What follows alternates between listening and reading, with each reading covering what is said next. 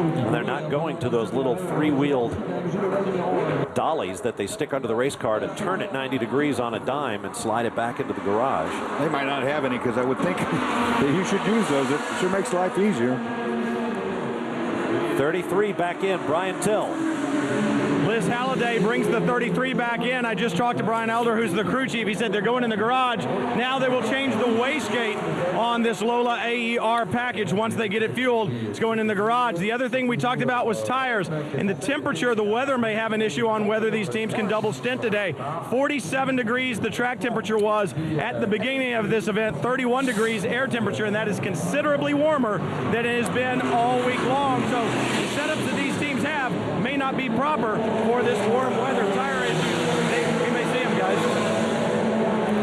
Now Liz Halliday stays in the car, sharing with Clint Field, just 22 years of age, in his second Le Mans, and the very experienced Duncan Dayton. And we talked about the LMP2 class and how it's survival of the fittest. These cars very, very light by construction, and to get them that light, unfortunately, they're a bit brittle. LMP2 is usually a case of last man standing. This is a good look at the scene.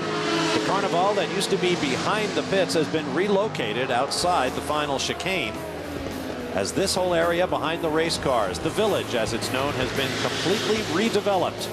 This is a spectacular racing facility. Right now, Le Mans is not going very well for that team. We'll be back.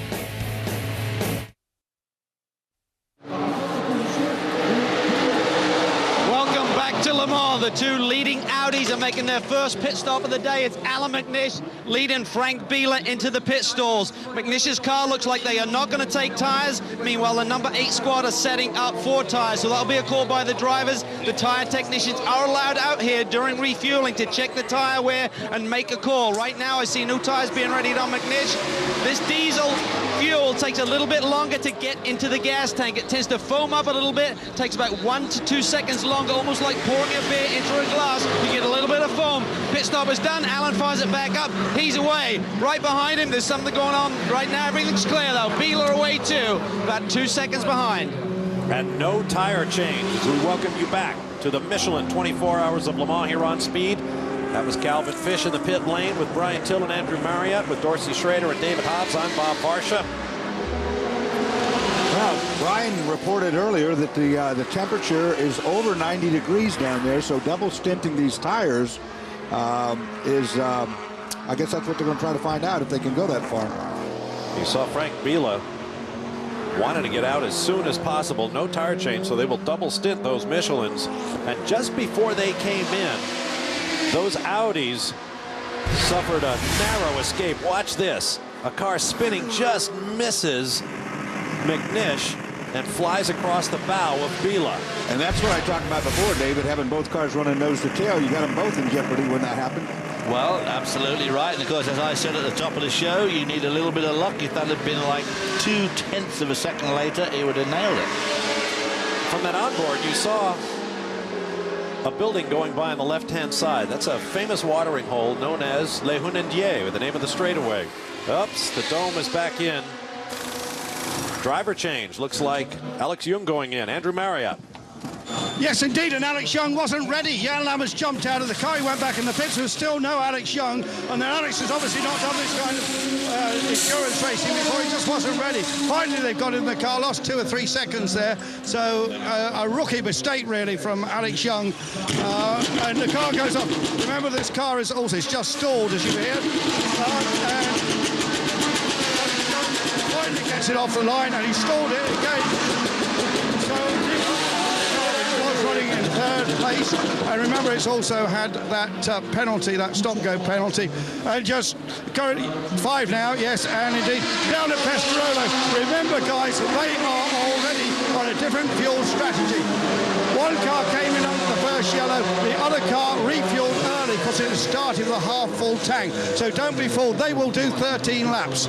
Well, you might ask yourself why the trouble stalling the engine. There is a new rule this year. You cannot spin the wheels, spin the tires, leaving pit lane. If you do so and you're caught doing that, you'll be brought in for a stop and go that is 3 minutes long. So it's very hard to get these cars without spinning the tires to leave their pit very easily. Another thing you saw is a man over there with the little ray gun. It's a laser heat sensor. He's actually taking the brake rotor temperatures off of that car while it was stopped in there.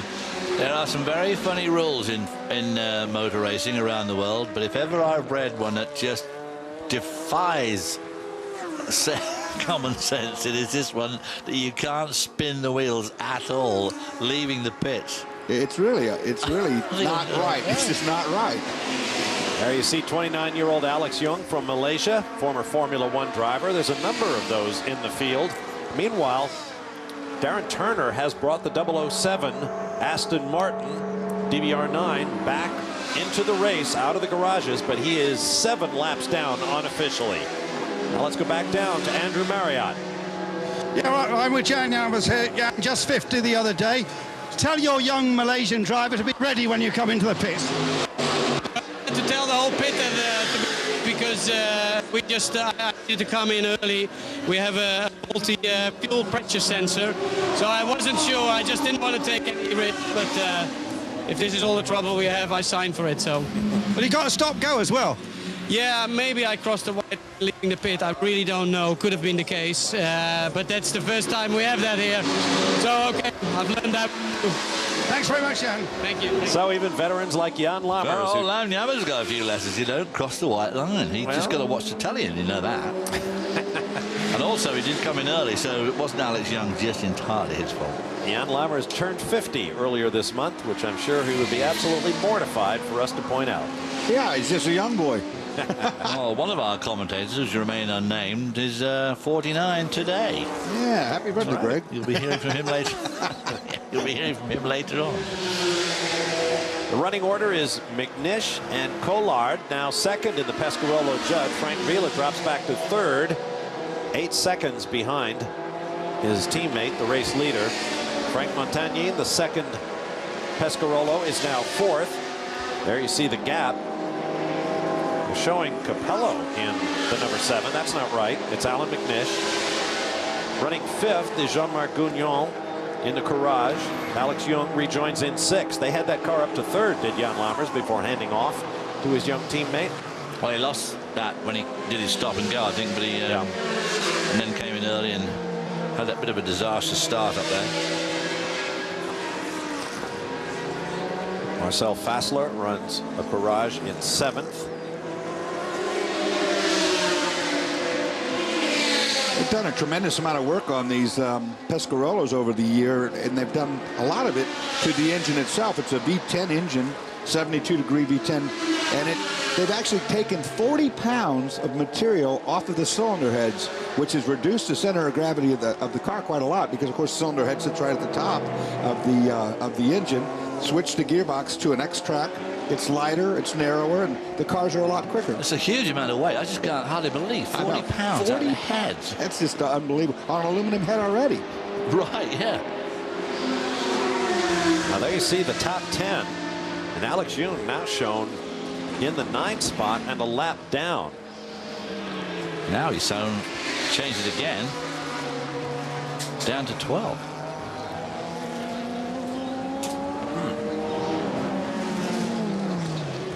Well, the pitting continues as we are now 15 laps in.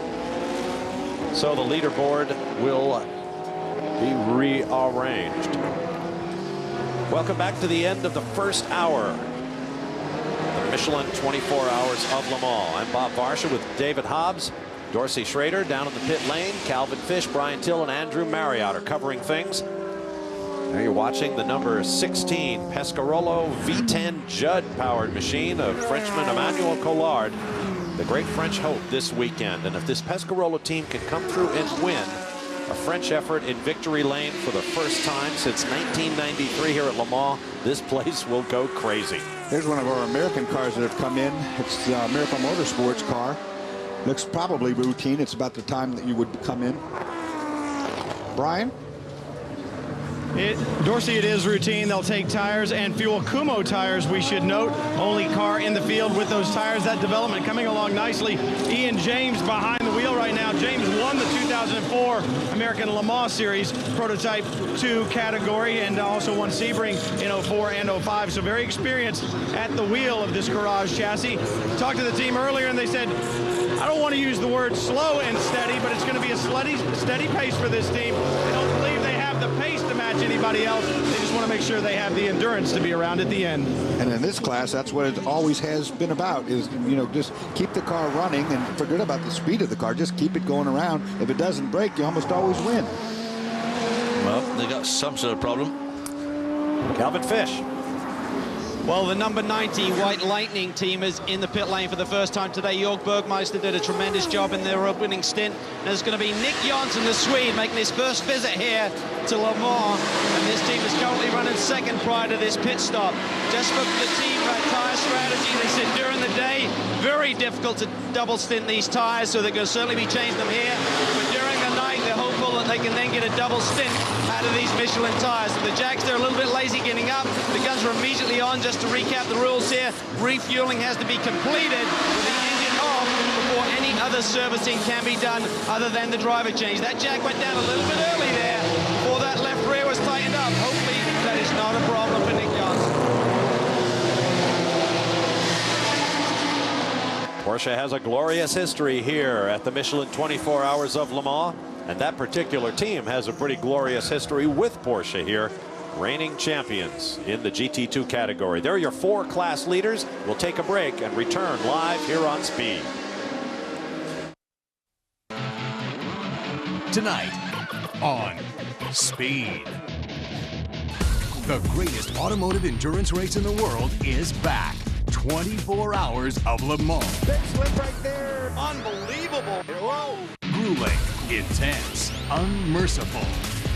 Catch all the action this weekend from start to finish as Speed brings you live coverage from the 74th running of this prestigious event. 24 Hours of Le Mans continues tonight only on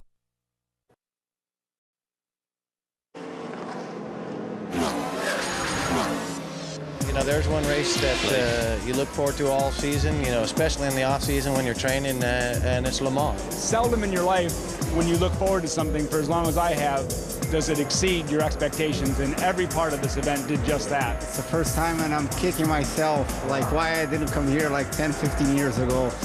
You know, you get chills up and down your spine every time you come out here.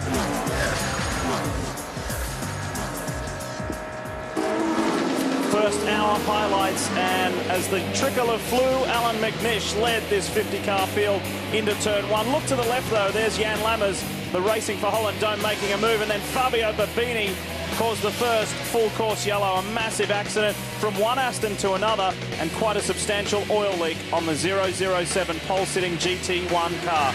And early on, at the 45-minute mark, Frank Bieler put a move on his teammate Alan McNish to take over the lead of this race. But look how close this was. The Pierre Bruneau LMP2 car almost took out one of the R10 Audis. Welcome back to Le Mans, everyone. Lee Diffie along with David Hobbs and Dorsey Schrader. And the Aquavelva race reset shows you where we are at after the first hour. It seemed like the longest lead-in. But it's great to get this first hour out of the way. Let's get it down to the pits. Calvin Fish, what do you have for us, Cal? Well, we're down here with the guy who had that massive shunt in the early going, Fabio Babini. Fabio, first of all, are you okay? Yeah, I'm okay. Only the problem was the race. It's very long, but after 4 laps, I touched the oil with another car. With the corner karting, this was a big problem for the control of the car, because not have a place, not have space in the outside of the corner to control the car. I have a big crash, but I'm very incredible. Very disappointed, I'm sure. Were you feeling the oil, Fabio, before you got to that? Yeah, it is. I'm checking front me the Aston Martin with David Brabham. I have a little look at the rear wheel, but it's immediately for me to touch the braking. In this case, they have more oversteering. It's incredible, but in this case was a big crash and big. Okay, sorry to see you out. We've got to get back. I think the Corvette may have a problem. That's right. The 63 Corvette has spun. Look at the big skid marks. They tell the story. Whoa. And finally gets back in the right direction. Wow, well, he's had a spin, and he's lucky he didn't make contact. At least it doesn't look like he made contact, but he backed up on the circuit.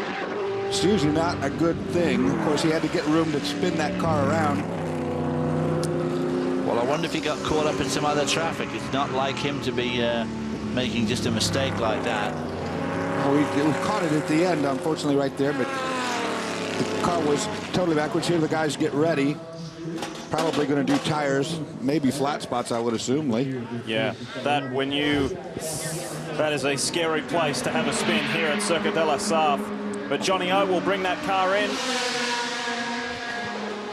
And the guys will go to work. We do have an onboard replay of that. Here we go. Take a listen, see what happens here.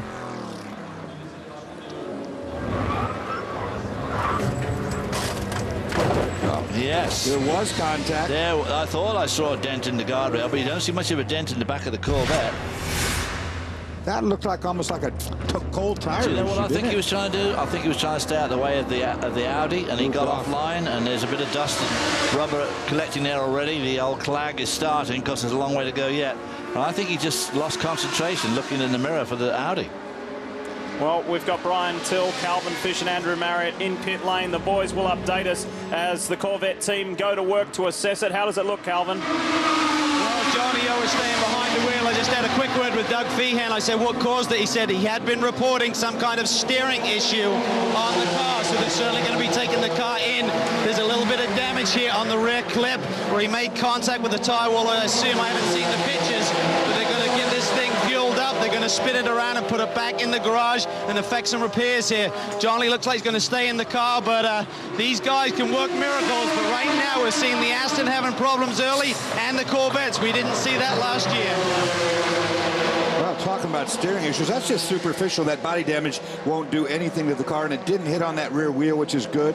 But I can't believe how little damage there is, because it did give that old guardrail a pretty good belt. Yeah, it gave it a thump, all right. I mean, he could be having power steering failure or any number of things. Max Pappas standing by. Of course, the trio of Ron Fellows, Johnny O'Connell, who is now out of the car, and Max Pappas standing by. Well, Johnny's gotten out. Max getting in, or about to get in, it looks like. Yeah, it's a hot day today, and if you can get away with not double stinting, the Audi guys are double stinting. If you can get away with it, obviously you're better off. Now, we are expecting the 16 Pescarolo to be in shortly, and that is the end of pit lane where they are situated.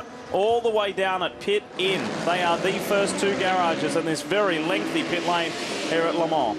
Andrew? Yes, indeed. Well, this is the old Porsche garage, of course, down here. This has seen a lot of winning cars, this first garage. It looks as if a second set of Michelins is going on this car. Remember, this is the car which stopped very early, and they wheeled the Michelins away. I think they're not going to add those.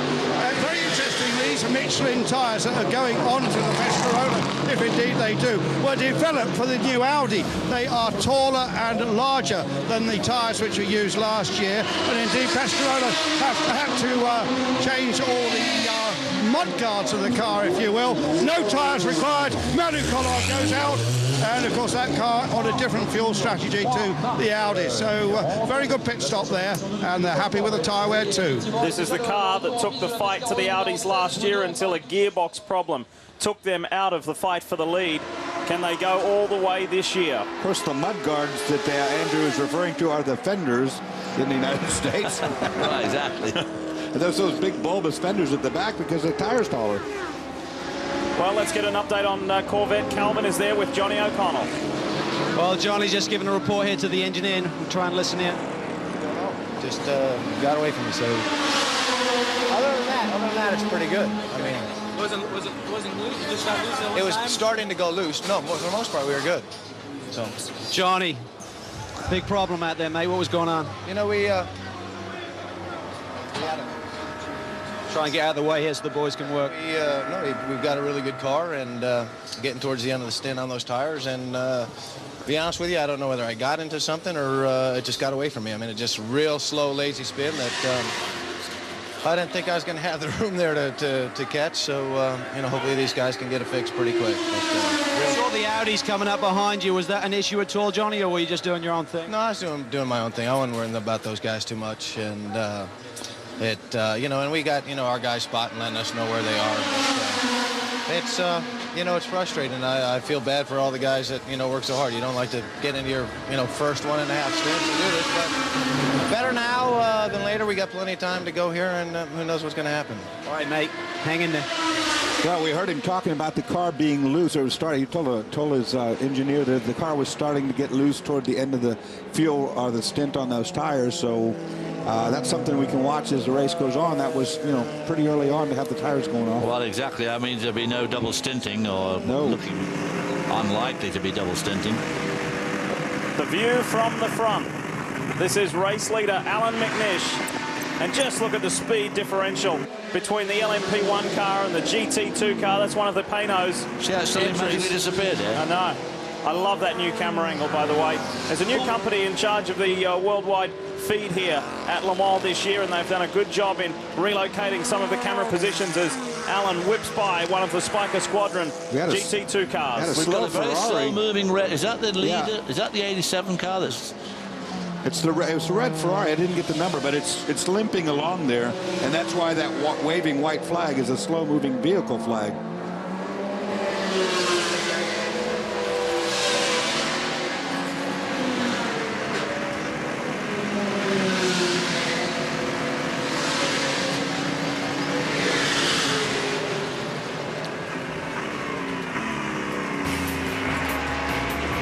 Laps down for Alan McNish as the Audis continue to lead. We'll be back.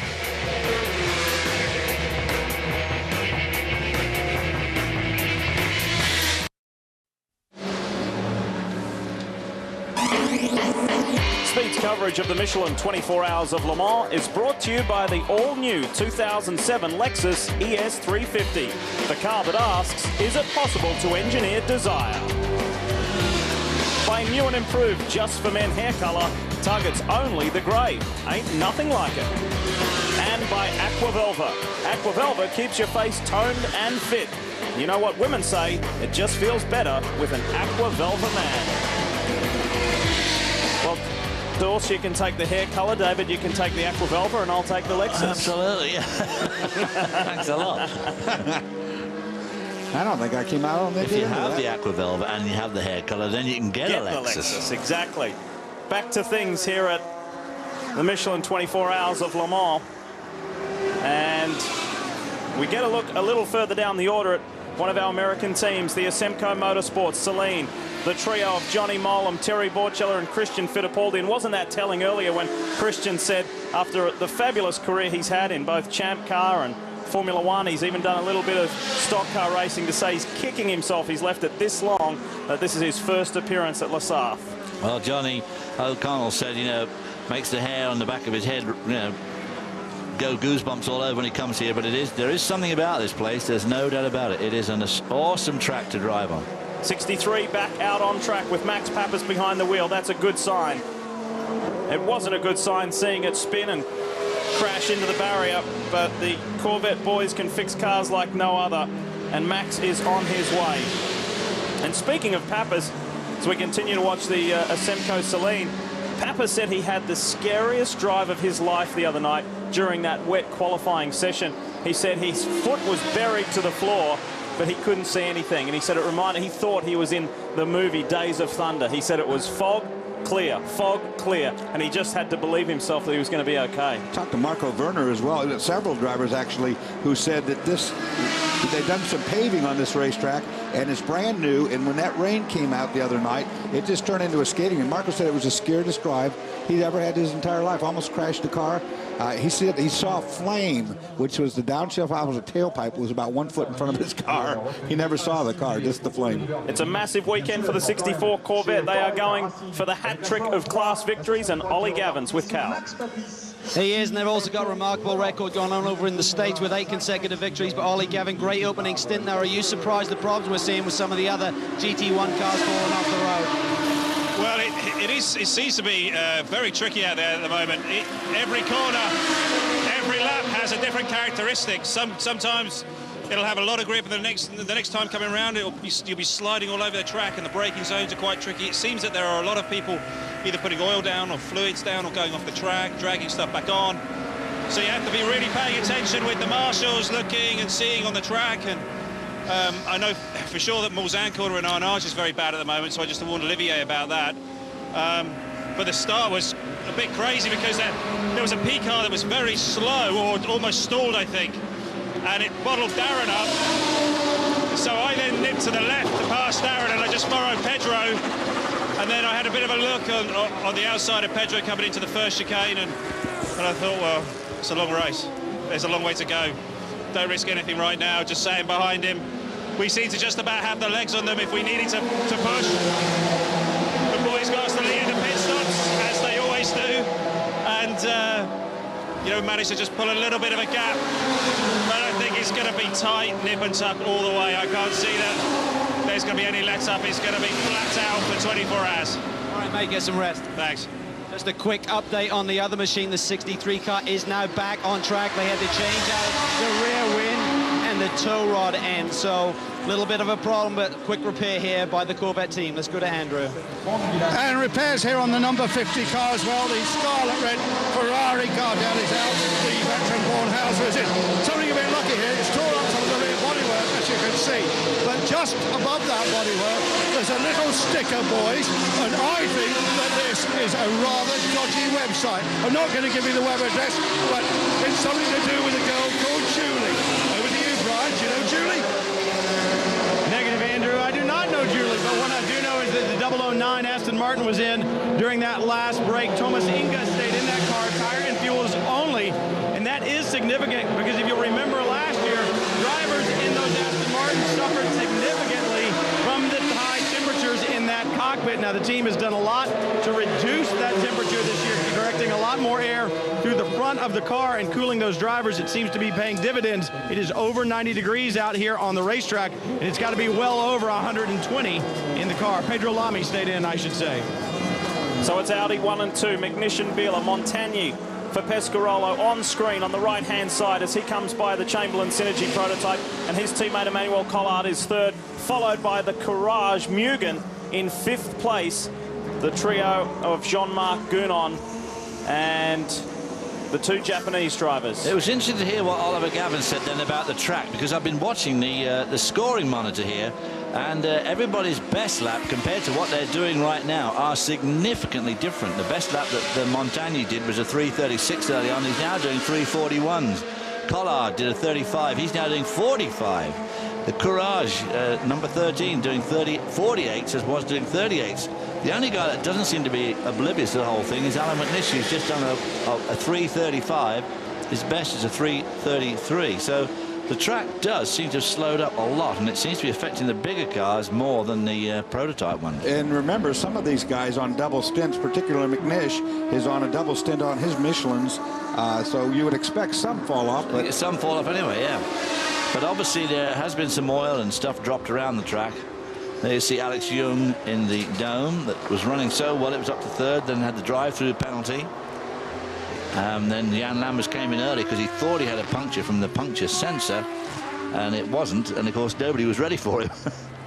So of course, a bit of a long he did stop. the right thing and blamed his teammate. Absolutely. Didn't take any himself. Well, Alex Young has had a fair variety of driving experiences, hasn't he, since his Formula One days for Minardi. He's since gone on and raced A1 Grand Prix, won a race there. He's even done some V8 supercar racing in Australia, and the Creation Auto Sportif is in the lane. These guys have had a tough start to the race. Dreadful start. Alex Young actually has pulled that car up. He was down to 10th. He's now back to 7th. So he, in fact, his best lap was a 3:39, or the car's best lap was a 3:39, and his last lap was a 3:39. So looks like now they're looking at the front of it.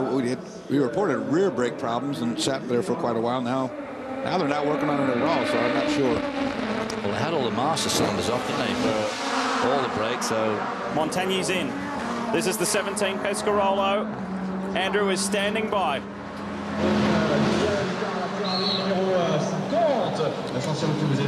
Yeah, Frank Montagne's in here, the pink helmet of the current Formula One driver for Super Aguri Racing. And the team ushering all the cameramen away. It's a bit of a scrum down here, as you can imagine. They have another set of Michelins ready to go on these new taller Michelins, as I said, developed for the Audi rather than this car, but it certainly worked well on it. And some probably are jostled here a little bit, but no, they decide to stay on that set of tyres. So they're getting some very good tyre wear on the Pescarolo, and this team seems very happy at the moment. Cal. One of the drivers from the lead Audi is, of course, Dindo Capello. First of all, Dindo, happy 42nd birthday to you. Sorry, Happy birthday. Your hearing's going. You're getting old. Thank you very much. Thank you very much. I don't think at the moment of my birthday. I'm just followed the race, and was really tough, the beginning of the race. Now it looks like it got a little bit quieter, but you know, in a few laps I will be in the car, and I'm already thinking of my driving. Talking about being quiet, this new diesel power plant that you're racing with this year is quite remarkable in terms of its speed, but from when you're behind the wheel, how does it feel? What's the difference? What's the sensation? Yeah, the sensation at the beginning was really strange, because you know, you don't hear nothing, you don't get any help from the engine noise. It's so quiet that you just feel the air on your helmet. And especially here in Le Mans, when you drive through the Porsche corner and you just feel how the car behaves. At the beginning, it's really, really strange, but at the end, it's unbelievable. I would say good, unbelievable good, because with your body, you feel every small movement of the car. That's really, really, I like it a lot. Okay, one final question. Now, when you were running the American Le Mans Series, you didn't have any grey hair, and suddenly it turned grey overnight. Were you tricking us for all those years with some Brian Till hair color? Did you have hair color before? I have it for quite a while, because I thought when I was 28, 30, I said, oh, grey hair make me older. But then at one stage, 2003, I said, okay, if I win Le Mans, I stop to color it, and then I stop. Actually, I stopped after pre-qualifying already. When I did Le Mans 2003, I was already getting grey. All right, mate, good luck. So you got to assume that Brian Tiller looked just like that too, then. Yeah, he would. Probably was, actually. Dindo Capello. He's won one in an Audi. He's won one in a Bentley. Can he go all the way again? They've relocated the famous Ferris wheel here at Circuit de la Sarthe, and this will be lit up beautifully later tonight. Back shortly.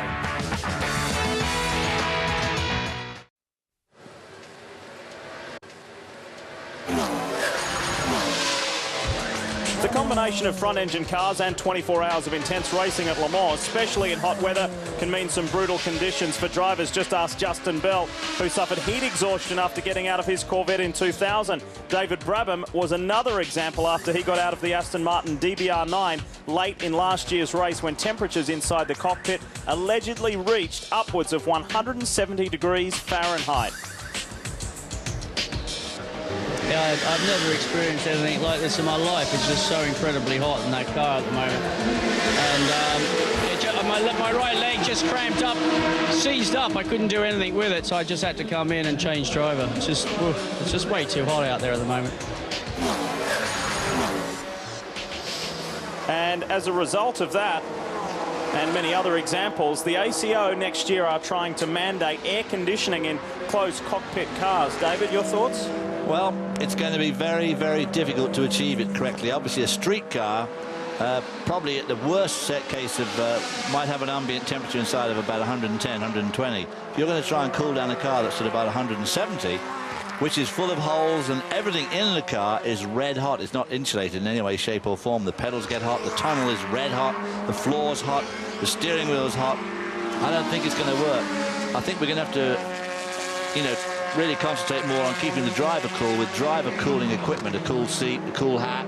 You know, air into the helmet would be huge, or get air somehow blowing up your trousers, as the song goes. And Dorsey, there is one car in this field this year, which is the Luc Alphonse Adventures Corvette. He is running air conditioning. I guess it'll be interesting to judge from his race and how the performance, whether it's affected, and those internal cockpit conditions, whether they have been improved. Well, there's a lot of different things that are being done by different teams. I've driven, obviously, in those cars most of my career in 150 degrees.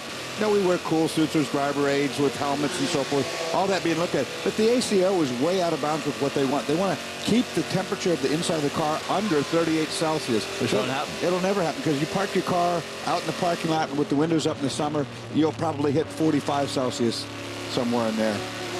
And of course, Doug Feehan, who's the general manager of the Corvette program, is working on some driver aids, which he's working with the ACO and the FIA to try and not change the rule, but, well, yeah, change the rule and have a more realistic approach of keeping the drivers cool, which have to be done. And, you know, the modern driver suit, for instance, that clocks up about 30 degrees right there under the suit. Well, they're working on that, too. The people at Sparco are trying to design a suit that breathes better, letting some of the air in and back out again to try to keep the body at the core temperature of the driver down. It's normal that your temperature of your body, 105 degrees in racing conditions is what it is. I mean, that's a normal, but when you get really superheated, you know, I've burned my hands. Once you get about 106 or 107, then if your core temperature's up there, then you really have got danger. Your hands and feet can get very hot, you're right. And a lot of Nextel Cup drivers used to burn their feet on those hot floors, but... Been there, done that. Yeah, exactly. One driver used to driving closed cockpit cars is with Calvin Fish right now. Well, Tracy Groen is another one of the drivers here with the White Lightning team who are making their debut here at Le Mans. How's the experience been for you thus far? So far, we've had nothing but great times, except perhaps the first practice session, second practice session at night in the rain. Could have done without that, but anyway, we learned a lot, know a lot more about the track now. Nick's out in the car now, so I should be in half an hour or so, really ready for it. Talk about those conditions on Wednesday evening. We saw some of the best in the business, Tracy, have major offs. How difficult was it to be driving out there with the teeming rain? Well, you know, when you hear guys like Andy Wallace and Max Pappas saying, you know, that was the scariest thing they've ever done, and you got to believe that the voice of experience says maybe we shouldn't have all been out there. Good luck the rest of the way. Enjoy the experience, Tracy. Thank you very much. And of course, he is teamed with Jörg Bergmeister. And take a look at this graphic, because these drivers that are here this weekend and the respective American championships that they're leading, and there is Jörg Bergmeister leading the Rolex Sports Car Series Daytona prototype class. So it will be interesting to see how that Chrome White Lightning Porsche performs here this weekend. Well, Alan McNish, our leader, pitted the first time with the Audi on the 14th lap. That being said, in 2 laps, we can expect him again, and he's not going to sneak by me on this mileage issue. I want to see what they're up to. So, but if it follows suit, we would expect him in the next 2 laps. Lexus scoreboard shows you our positions as they scroll through overall, and it still remains the Yost Audis 1 and 2 on board with the CompuAir Corvette. Passing one of the LMP2 cars, you see how much power that 7-liter Thunder Mountain motor does. The way it comes off those corners, just enormous grunt. You would expect the P2 car to probably repass at the other end of the straightaway. This is the class-leading LMP2 car. Chris.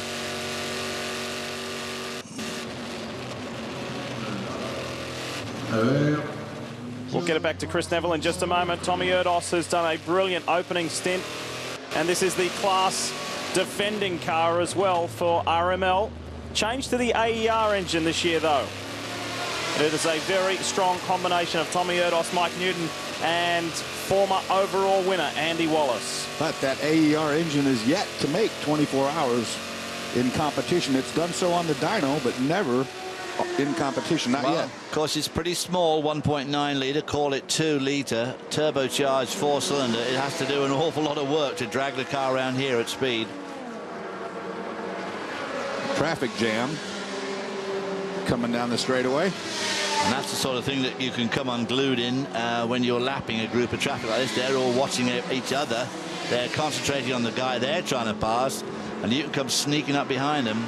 And I noticed that these LMP1 drivers are pretty loath to give anybody any room. They come rushing through, which always looks a bit brave to me, especially when you're doing the 24-hour race. Warren Hughes here for Chamberlain Synergy in the 39 on the left of screen. doing a good job, and he's had a bit of a musical chairs lead up to this year's 24. He was part of that successful trio with the RML team that we saw last year win P2, but he had a ride, then got shuffled out. It looked like he was going to be in the Pano's LNT car, then got shuffled out of that, and after the 39 Chamberlain Synergy car was crashed heavily at the test day, and that driver was unable to continue, Warren Hughes was then drafted into that team. The 007 is serviced and gone as we continue the Michelin 24 Hours of Le Mans. It is an Audi Pescarolo battle up front. Stick with us.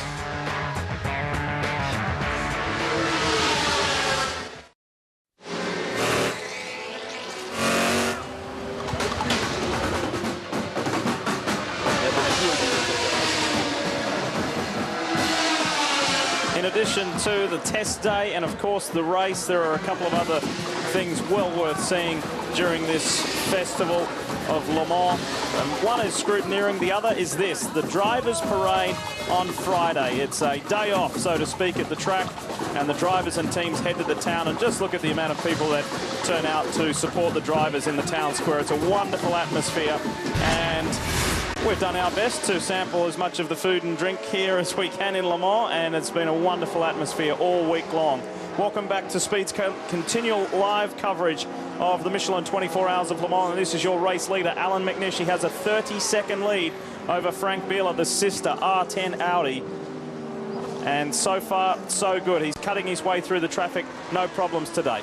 Now, the little Scotsman has really been legging it down the road today. There's no doubt about it. He's kept up the pressure. He's kept up some very good laps. I told you about the lap times. It dipped a little bit, but he seems to be back right on form now. His last lap was only 2/10 slower than his best lap of the day, and they're nearly 10 seconds a lap faster than the Pescarolo of Collard back in third spot. Well, he stopped the first time on lap 14, but remember, there was some caution laps. There was a couple laps of caution that we was under. He's already passed 14 laps now under green. This will be, if he does pit this lap, 15 laps on a tank of fuel. It's been green the entire time. Dors, I was talking with Alan the other day, and he said Le Mans really is the natural home for this R10. You got to drive the R8 yourself as we take a look at a super slow-mo. And I said, what's different about it when you first drive it? And he said, well, there are many things. He said, you know, the low noise for a starter, and he said the torque is amazing. He said, but there's significant aero differences on this car as well. Can you go into details on that, Dors? What you think? I know you haven't driven the R10, but what you think it might be like? Well, they certainly have improved on aero, and they would have, because they had such good years, 6 good years with the R8. I'm sure this makes more downforce. It's a bit heavier at the back end because of that diesel engine. The torque is a major issue, no question about that. 800 foot-pounds of torque, and this car running without traction control. They have a form of traction control for it, but they haven't refined it, and the drivers have been told not to use it unless it were in the rain or something like that. So it's a handful of a car. We've seen them spin the car several times at Sebring. Definitely that much power. It can cut you out. Well, of course, it's got the V12 engine, which is longer than their old engine, so the whole car is longer, which obviously changes the aerodynamic package. The end of sport Lola is in. This is Duncan Dayton. And away. They're languishing some way down the field. They've had a fairly checkered start to the beginning of this race, unfortunately, and they're still down in 45th spot. You're going to see a lot of pit stops now, and here comes the Audi. Race leader is in. Right on schedule. That's 15 laps under green. Whew. That is scary for the Pescarolo people. Now there should be a driver change coming up. McNish is preparing himself to launch out of the cockpit. These guys are so slick at this. This is pretty to watch. Look at how quickly he's out of there. Capello is ready to step in, and McNish is out of the cockpit already. Great teamwork here as well. Now the drivers are allowed to help each other. You can only have the fuelers working on the car, and the drivers can help each other, and of course the brake and tyre specialists. Cal.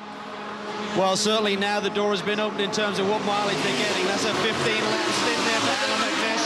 He plugs Dindo Capello in, and they're going to be changing tyres. So that's a double stint on these Michelins. Basically in the heat of the day, as Brian mentioned earlier, over 90 degrees ambient right now, so extremely hot conditions. And right behind the 7 machine, the 8 car is in. Biela turning it over to our defending champion here, Marco Werner. So Dindo Capello, he searches for his 3rd victory here at Le Mans. And right now, Marco Werner in the 8 car is looking for his 2nd. Frank's won 3 of these, so a lot of experience on this squad. In fact, this driving trio have had 15 podiums from the 20 starts that they've had here, so a lot of experience in this number 8 machine.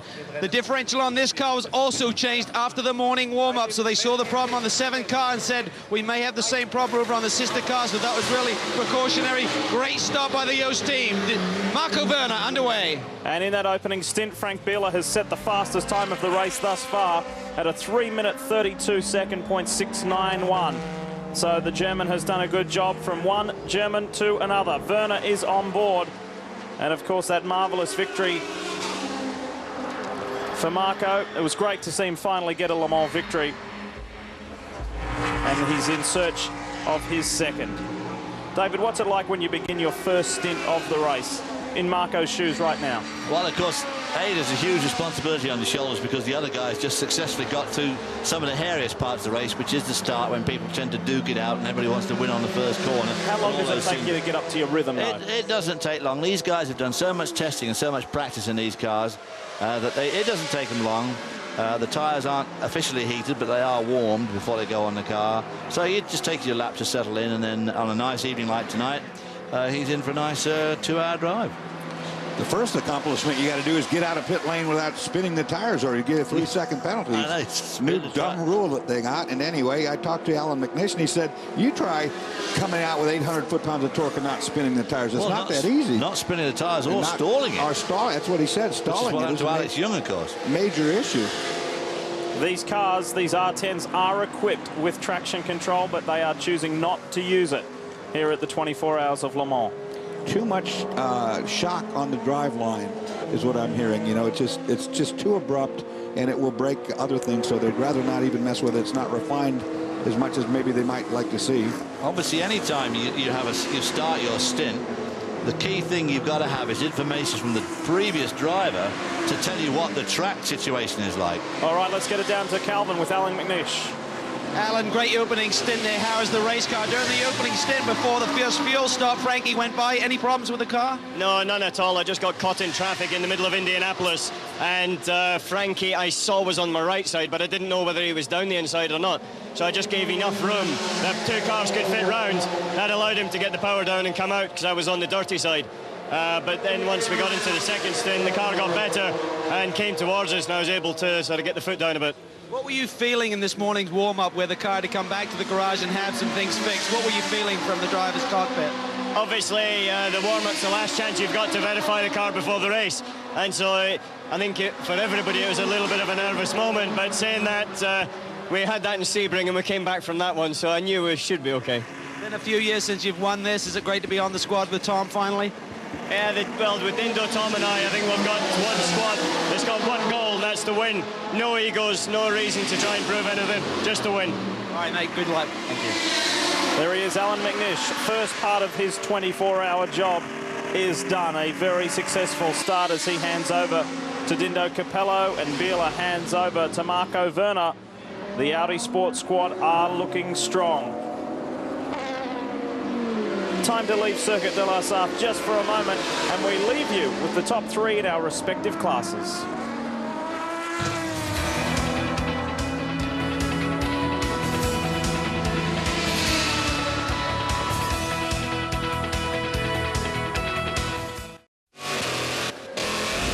Reminding you about NASCAR Race Day tomorrow at 11:30 a.m. Eastern, live right here on Speed. It's the definitive pre-race show. It returns to set the grid and latch your window notes. So get fired up for Race Day with NASCAR Race Day, built by the Home Depot. That's tomorrow, 11:30 Eastern, right here on Speed. Back at Le Mans.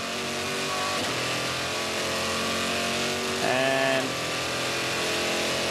coming out of Terre Rouge out to the straight. Those trees on the left, which are pretty big now, big poplar trees. When I first raced here, they were younger trees, and they were just painted white. That's all you had. No guardrail. They just painted the bottom of the trees white so you could see them in the night. They lent a straw bail on them, I must admit. I think I'd rather not see him at all. That's the case. That's true, yeah. Here's the first of the chicanes. You can hear that deep rumble from the Corvette. Got a little loose as he came off there. You wagged the tail. Well, maybe that torque and the heat of the day is having an effect on the Corvette, because Johnny O'Connell said, you know, that he felt the rear end was going away just a little bit as he had that spin earlier on, which is obviously not double stinting his tyres at that stage. When the Corvette team left the test day a couple of weeks back, they said it was the best one they have ever had. They would quite often leave Le Mans with a few niggly problems and scratching their heads and with quite a healthy to-do list before coming back for the race meeting. But they said this was such a successful test and everyone was quite high in spirits. As we continue to ride with Max Pappas, it hasn't been the best start for the 63. The sister car, the 64 of Olivier Beretta, Oliver Gavin and Jan Magnussen, still leads the GT1 class. And speaking of the GT cars, let's talk GT2 for a moment, because we P2, because we would like to say hello to Liz Halliday, the one and only female competitor in the race and regular in the American Le Mans Series. Hi Liz, Lee Diffie with you. Hi, how you doing? Good. Tell us about the start, because it was an eventful one and it seemed as though those electrical issues continued. Yeah, basically by about the second lap, we started having a misfire that we couldn't seem to figure out. You know, tried everything, plugs and coils. Ultimately, it turns out that the engine was over boosting and it was a wastegate problem. So boys worked really hard and seemed to have put it right. Felt a little slow to me still, but I think so far, touch wood, everything's going well now. I saw you in the paddock probably about an hour before the race start. You were a little bit nervous because that's the first time you've started here at Le Mans. How was it? Yeah, it was pretty cool. I mean, I just tried to play things safe at the start.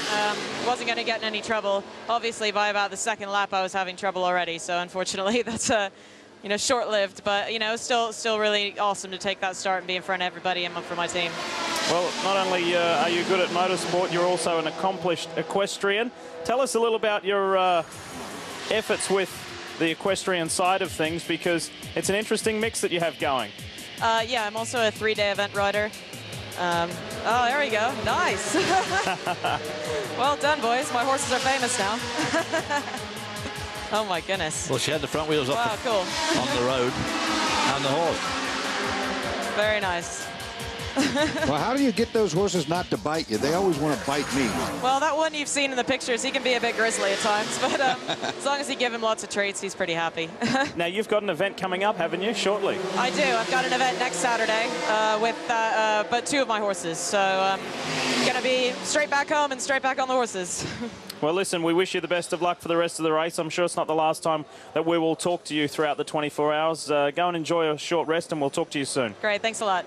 Liz Halliday there from the Intersport Racing team, and they will continue to power on. That's a strong car and engine combination, and that particular team had a 20-lap lead last year, only to suffer a few mechanical problems that took them out. And here's an overview of the American teams here at Le Mans this year. We are very well represented.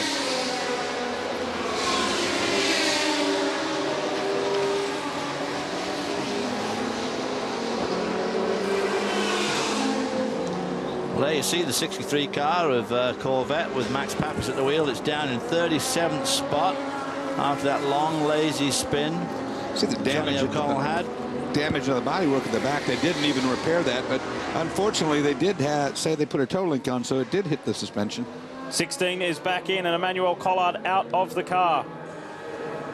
It's been a fairly smooth run thus far for the Pescarolo 16.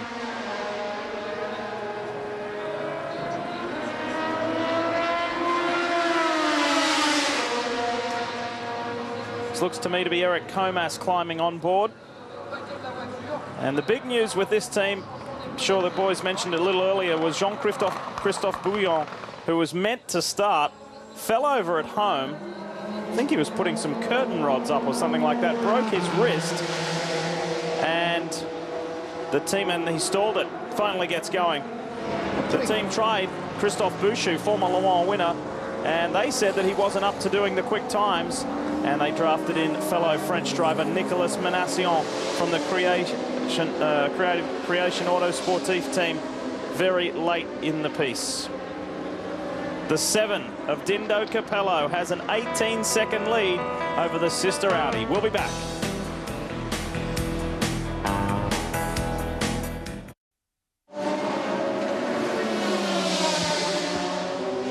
You're watching the Michelin 24 Hours of Le Mans.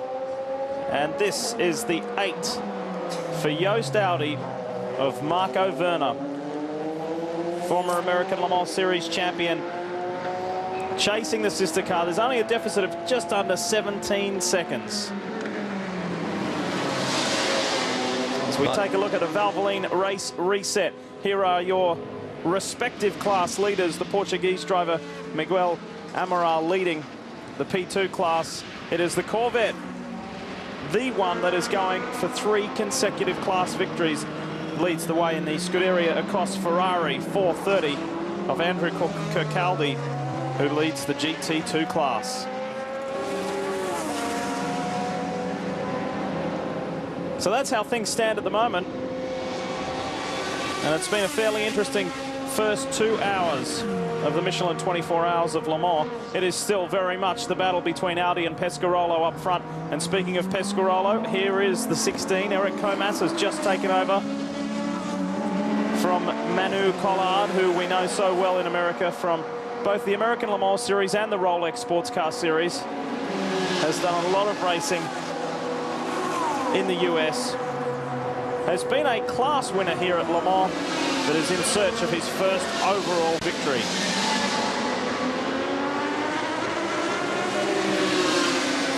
Following the number 9 car, the Courage, down in number 9 car.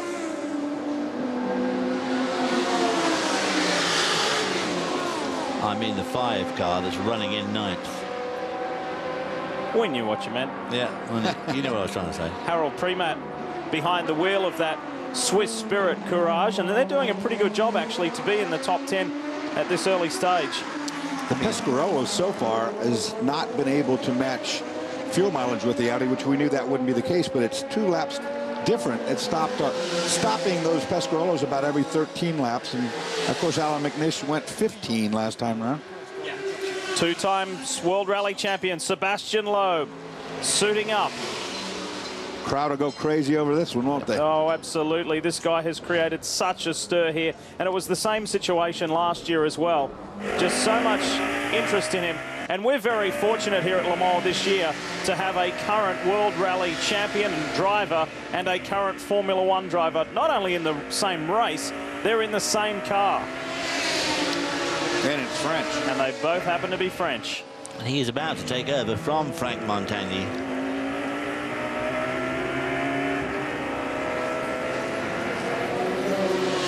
Pit lane and Chris Neville. Hi, Chris. Lee, while we were away on that last commercial, the 009 did come in, and Pedro Lamy handed it over to Stefan Sarrazin. Pedro, you just did a double stint last year. I know it was very difficult for the team to do double stints.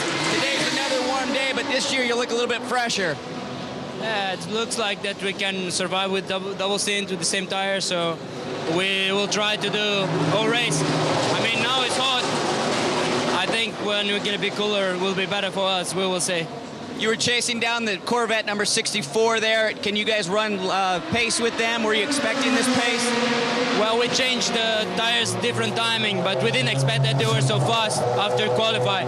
We had a feeling because we thought that they had something in their pockets, and they had. All year long over in America, you've been running the Pirelli tires. You come back over here, you're running the Michelins. Has it been a difficult transition for the team? Well, we raced here last year with Michelin, so I think the Michelin has more experience in this circuit, and that's why it was the team option.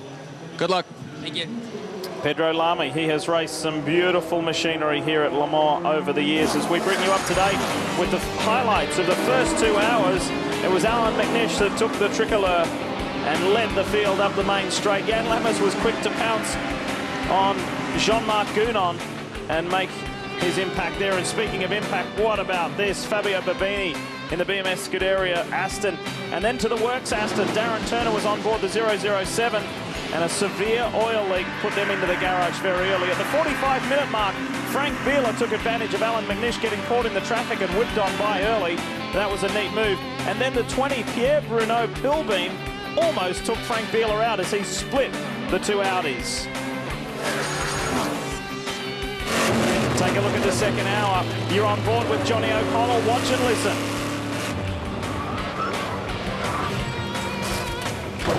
That was not expected. Got a little taily, and Johnny was left to limp back to pit lane, and there was a little bit of damage on the rear end of that car, and the Corvette boys were able to get that fixed.